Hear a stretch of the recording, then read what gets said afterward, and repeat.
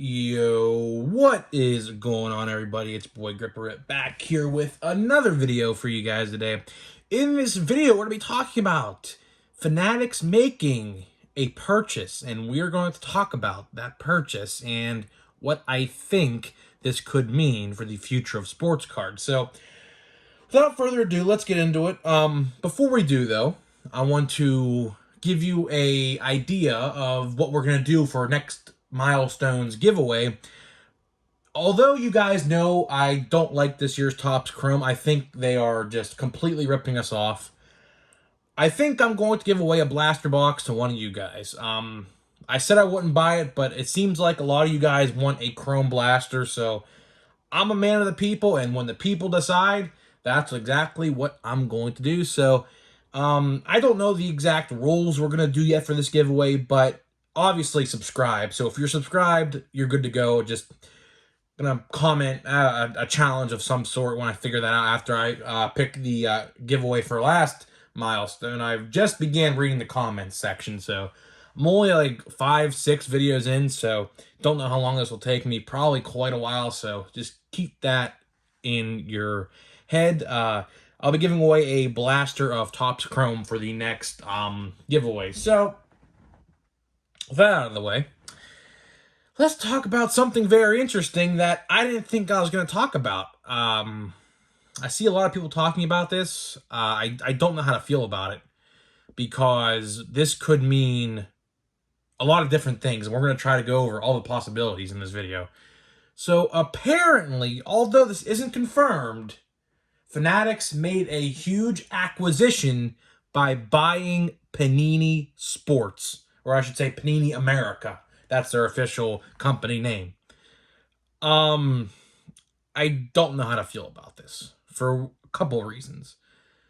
For the first reason we're going to talk about is this would create a monopoly. Now, what I mean by this, well, basically Fanatics would set the market and there would be no competition. If Topps and Panini are under one roof, this would basically, well, it would create a monopoly. There is no other sports card company big enough to compete with Fanatics. If Topps and Panini come together, which apparently is going to happen, although it's not confirmed yet, but everyone seemingly thinks it's confirmed, which, I mean, but we're going to talk about that in a couple minutes, but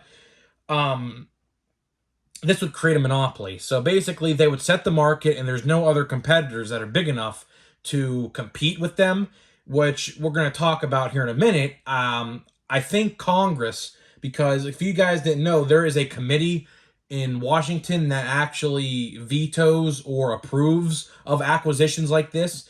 Like, if you guys are into gaming, Microsoft purchased Activision, but, you know, that had to go through Congress and get approved. But, you know, so this may not actually come to fruition, but, you know, I really don't know.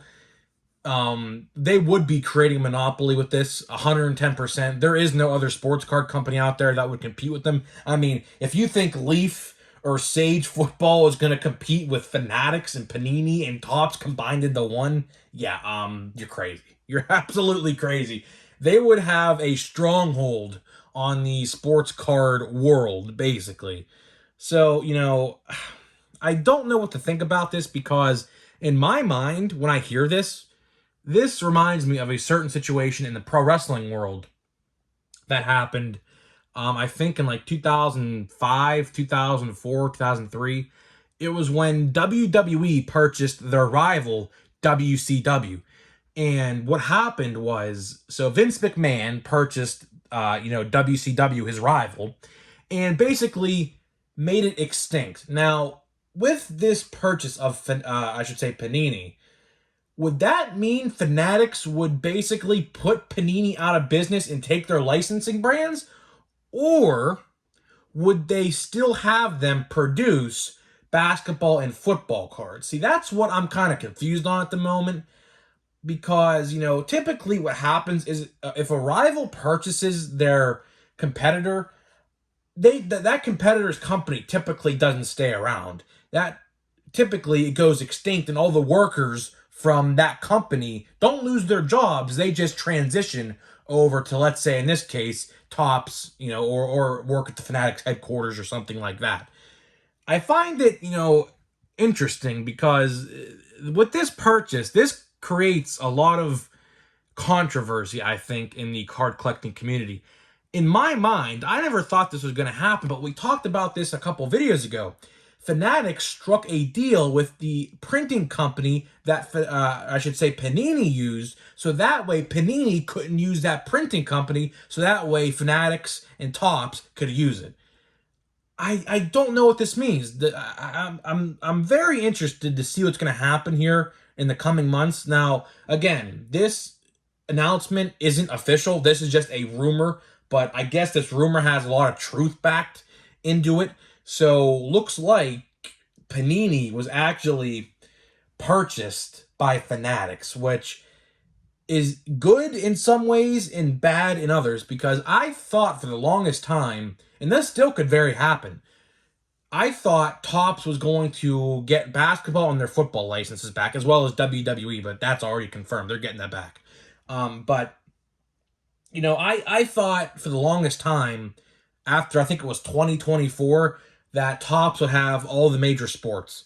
Now, that still could happen, but with this new acquisition, allegedly, of Panini, does that mean Topps isn't going to do that, or are they still going to have Panini exist, except it's just under Fanatics? That's what I'm kind of confused about, and I guess we're going to get some clarification on it probably pretty soon, because in theory, if Panini was bought by Fanatics, Fanatics could hand over the contracts and the rights to the NFL and the NBA over to Topps ASAP. I don't know if they're going to do that or not. But it's very interesting to see what's going to happen. I don't have no exclusive news about this. I wish I did. I tried looking into this all day before I made this video. There's very little out there right now about this. A couple videos here and there, but really nothing major as of yet. If they announce this, I assume, like I said, Congress, or there is some committee in Washington, D.C. that approves or vetoes acquisitions like this all the time.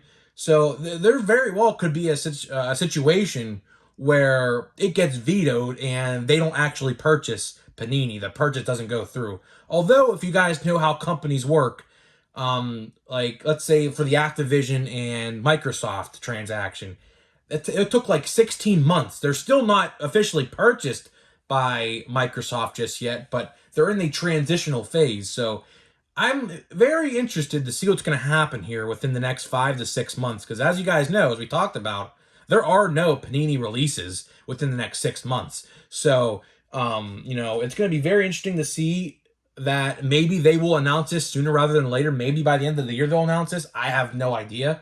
What does this mean for the NFL and NBA licenses? We have no idea. In my perfect, ideal card collecting world, I would give it over to Topps and basically just make Panini extinct.